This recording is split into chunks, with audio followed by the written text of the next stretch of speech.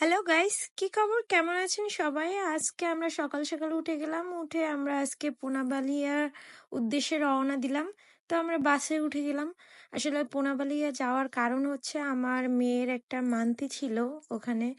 তো ওই মান্তিটা দেওয়ার জন্য আমরা ওখানে চলে গেলাম।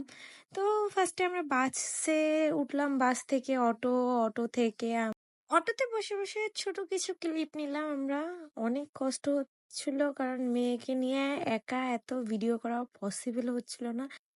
তো আমরা তো জালকাঠি আসলাম। জালকাঠি এইখানে একটা ঘাট আছে, পৌরসভার ঘাট। তো ওইখানে গেলাম সোজা। ওইখান থেকে তারপর ট্রলারে উঠলাম।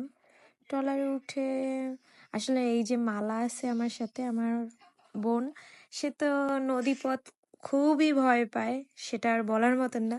তো কোনো রকম আমরা ওপার হয়ে গেলাম। ওপার হয়ে সোজা আমরা ওইখান থেকে একটা ভ্যান নিয়ে নিলাম। ভ্যান নিয়ে তারপরে এই যে আমরা তিনজন, তো আমরা তিনজন অনেক মজা করলাম। হ্যাঁ, মজা করতে করতে গেলাম। তো যাওয়ার পর এই যে আমরা মোটামুটি পৌঁছে গেছি ওইখানে। তো অনেক ভিড় ছিল ওইখানে। তো আগে থাকতেই আমার যে মাসি, সে আগের দিনই চলে গেছে। যে আমার মেয়ে সোজা তার দিদিমার কোলে উঠে গেছে, বলে আমার মা যেতে পারেনি ওইখানে। তো এই যে মন্দিরের ভিতরটা, ওইখানে কীর্তন চলতেছিল। তো কীর্তন সবাই বসে দেখতেছিল। তো প্রতি বছরের তুলনায় এবছর লোক অনেক কম হয়েছে দেখা যায়। এটা হলো সেই তমাল গাছ, সবাই এখানে গঙ্গা স্নান করছে। আর এই যে আমার মেয়ের এখন চুল ফেলাবে, সে তার মাম্মাম বলতে মাসির কোলে চুপচাপ বসে আছে। হ্যাঁ, প্রথমে তো চুপচাপ সুন্দর চুল কাটতেছিল, কিন্তু সেই দিকে সে তো প্রচুর কান্না শুরু করে দিয়েছে যে তাকে তো অনেক কষ্টে চুল টুল কাটালাম। তো চুল কাটানোর পর আসলে এখানে আমাদের নিয়ম হচ্ছে চুল কাটার পর এখানে একটা করে ওকে নিয়ে ডুব দিতে হবে। তো এইটা নিয়ে আমি ভাবতেছি কিভাবে ওরে নিয়ে ডুব দেব। কোনো রকম ওরে নিয়ে ডুব দিলাম, তো ও প্রচুর ভয় পেয়েছে। ভয় পাওয়ার পর অনেক কান্নাকাটি করলো।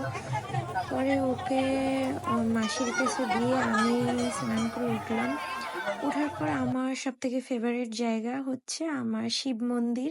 তো এইখানে আসলে ভিডিও করা নিষেধ। প্রথমে তো আমি ক্যামেরা নিয়ে ঢুকলাম, তো সে তো আমাকে হাত দিয়ে তাড়াতাড়ি নামাই দাও। এটা হলো সেই তমাল গাছ, যেখানে লাল সুতো দিয়ে কোনো কিছু মানত করলে সেটা নাকি পূরণ হয়। সেটা হচ্ছে আমাদের ধর্মে সবাই এটা মানে। এটা পবিত্র তমাল গাছ। তো আমিও কিছু না কিছু একটা মানত করে আসলাম ওইখানে। আসলে এটা যার যার বিশ্বাসের জায়গা থেকে যে যে মানে। তো আমরা আবার এই কীর্তনের এখানে আসলাম। তো তারপর আমরা হচ্ছে ঠাকুরবাড়ির ঠাকুরের সামনে আমার মেয়েকে একটু প্রণাম করাইয়া তারপর হচ্ছে ঠাকুরবাড়ির গুরুদেব যে আছে তার সাথে দেখা করার জন্য লাইনে দাঁড়িয়েছিলাম। অনেক সময় দাঁড়ানোর পর গুরুদেবের দেখা পেলাম।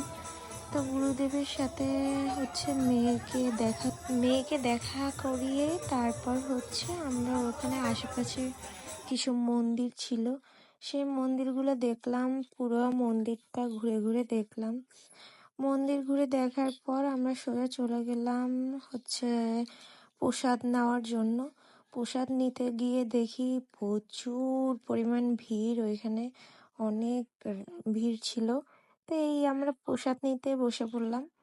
তো আমরা তিনজন খুব আনন্দের সহিত আনন্দ করতেছিলাম। পরে প্রসাদ নেওয়ার পর দেখি যে ওইখানে প্রচুর ভিড়, কিন্তু প্রতি বছরের তুলনায় খুব কমই ভিড় হয়েছে। তো এই যে খিচুড়ি প্রসাদ দিল, পরে তরকারি মিষ্টান্নও দিয়েছিল, কিন্তু ওইটা ভিডিও করতে পারিনি। বুঝিনি তো, মেয়ে নিয়ে এত কিছু ভিডিও করা অনেক কষ্টের। পরে আবার মেলার দিকে ঘুরলাম ফিরলাম। তো মেয়ের জন্য একটু খেলনা কিনবো, এর জন্য আবার মেলার দিকে গেলাম। মেলায় হচ্ছে অনেক কিছু উঠেছে।